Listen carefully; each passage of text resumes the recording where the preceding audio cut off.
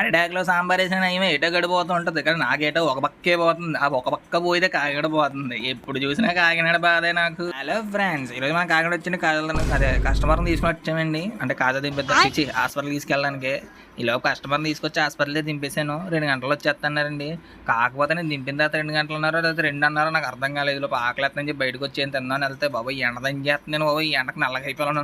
ఉందని అని చెప్పి బయటికి పీచు మిఠాయి ఒక డ్రింక్ తెచ్చుకున్నానండి. పీచు మిఠాయి తిన్నాను, తీయగా ఉంది. ఎందుకంటే పీచు మిఠాయి కాబట్టి మనకి ఎడగలని ఏదో ఒకటి కడుపులో పడుతూ ఉండాలి. ఇలా కస్టమర్ ఫోన్ చేసి కొంచెం లేట్ అయ్యి ఉందాము, ఇలా ఫోన్ చేసి వచ్చా అన్నారు. సరే అని చెప్పి ఫోన్ చేసి వచ్చాను. బయలుదేరిపోదా అన్నారు. మళ్ళీ ఫోన్ చేశారు, టీ తాగుతావా అని అడిగారు. తాగుతాను. వీళ్ళు తాగేసి వచ్చాము, వెళ్ళిపోదా అన్నారు.